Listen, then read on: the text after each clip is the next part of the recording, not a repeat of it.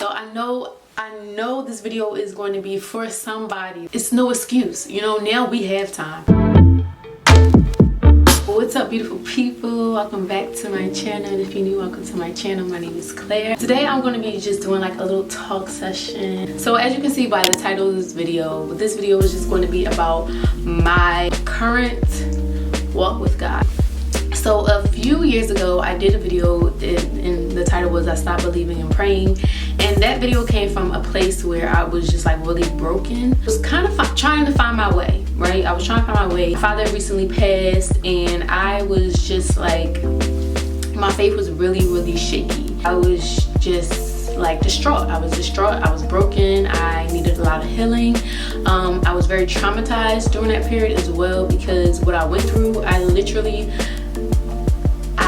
went through a period where I saw my father doing well. He was all right. He was okay. We were on a mission trip, and then next thing you know, we're in the hospital because he had a heart attack. It was very traumatizing, and you know, the end result was that he didn't make it through. So like I said, I went through a lot of guilt. I wanted to do like an updated video about my relationship with God and where I currently stand, what I'm doing to strengthen my walk with God, and I just wanted to be like really real and transparent. So yeah, I am a PK, which is a preacher's kid.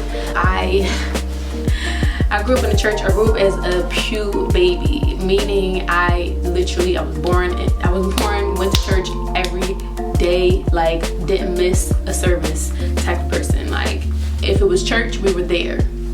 We had to serve. We had to, you know, be a part of the ministry. It wasn't like we had to, but it was a point where, you know, let me say, yes, we had to, but then it got to a point where I wanted to be a part of the ministry. This is, you know, my calling, my gift, my purpose. I feel like the pivotal point in my faith for me was when my father passed, and the reason why I keep going to that, because I felt like throughout life everything was good. I had my mom, I had my father, I had, you know, a loving family. It was just like, I wouldn't say perfect, but you know what I mean. You get my drift, okay? You get my drift. I'm not trying to say that, you know, we were the Huxtables, but you know, it was always sunshine, and when it was rain, it was sunshine the following day. And we were the type of family that looked at it like, if it was raining, you know, we saw it as God's liquid sunshine. You know, we were always like that positive family. But then when my father passed, it shifted like everything. He was like the head of our family, and we looked to him for guidance, for wisdom, for, you know, for just someone to not only be our father, but our pastor, our friend. So when he left, it was just like, it was really hard to heal from that. Also because, you know, we were a praying family and we looked to God to take him out of that situation. And when it didn't happen, it was just like, well, why? I got to the place in my relationship with God where I was kind of like lukewarm. And if you know, like, God doesn't like lukewarm people. Like, it said in his word that he would just spit you out. Like, he'd rather you be hot or cold. In between, what? Why, man? I was just like, I was not really feeling it. My father was my everything, and when he left, it was just like, well, what now? Like, what is my purpose now? You know, I didn't have a father figure to tell me how beautiful I was. I didn't have a father to go to and run to and to talk to and just to, you know, dump all my problems on, right?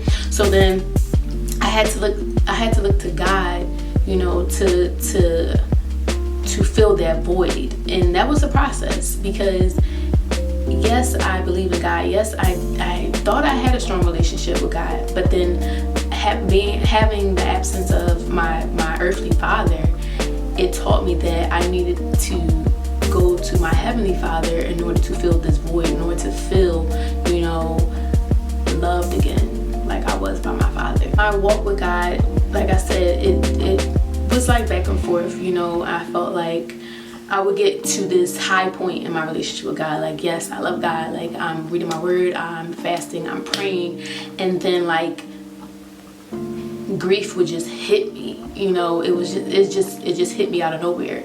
And when I talk about grief, when you're grieving over someone, it's not just like a moment. it can be a moment. You can, you know, have your moment, but then it also can be periods of times as well. I'm back into my relationship with God, so I'm just going to like tell you guys like what I do on a daily basis. So starting January, I was just like, this year, God, like this year, please, I don't want to feel stuck. I don't want to feel like, you know, I'm weary in my relationship with you. Like, I don't want the highs and lows. I don't want to keep going into these same cycles where I'm like, man, like I haven't talked to God in like 2 days, 3 days, you know what I mean? Like, I'm just keeping it real. I'm like, God, I'm tired of feeling like I'm not being consistent, you know? That's what I pray for. I just pray like, God, please allow me to be consistent with my walk with you, because it shows. Like, when you're not consistent, with your walk with God, it shows in your prayer life. It shows how you react to certain things.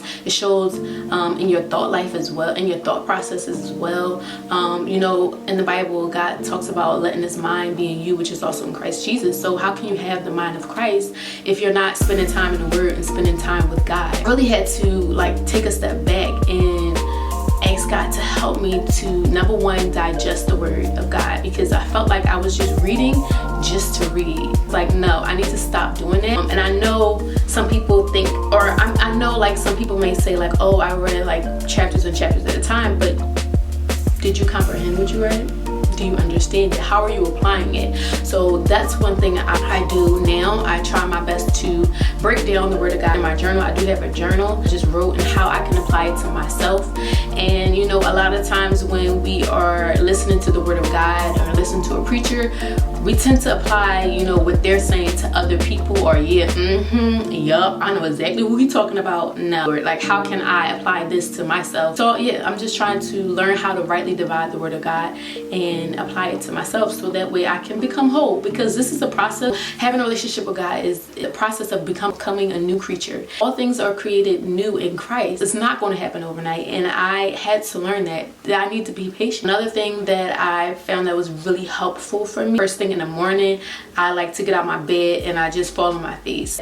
You need God's direction for the day. You need to hear God's voice throughout the day for certain maybe problems or issues that come up. You want to make sure that you're hearing God's voice and not, you know, your voice. Download it. I go to this this YouTube page, which it's called Bub Inspiration, and oh my goodness, when I tell you guys, when I discovered Bub Inspiration, it was such a blessing to me. Okay, such a blessing to me, because you know, first thing in the morning, just hearing pieces and hearing verses, hearing the Word of God is so important to start your day with God. When you start your day with God, you get such a different perspective, and yeah, it's so refreshing. It's so refreshing. I know people meditate in the morning and people like their favorite coffee in the morning, but set aside some of that time to spend with God. I should always be the first person that you talk to in the morning, and He should always be the last person that you talk to at night before you lay your head down. So I know this video is going to be for somebody. I hope you guys were blessed by this. I hope you guys were able to get something from this. Let me know how you are doing with your walk with God. It's okay to be transparent. It's no excuse. You know, now we have time.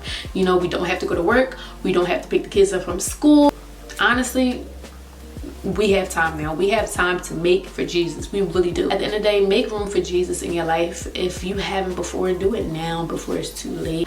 God is a forgiving God, and you can start afresh every morning. His mercies are new every morning, and that's the beautiful thing about it, because He's always faithful to us, even when we're not faithful to Him. This is like our reset button. So don't forget to check the scripture down below in the description box. Scripture for the week. Be blessed always.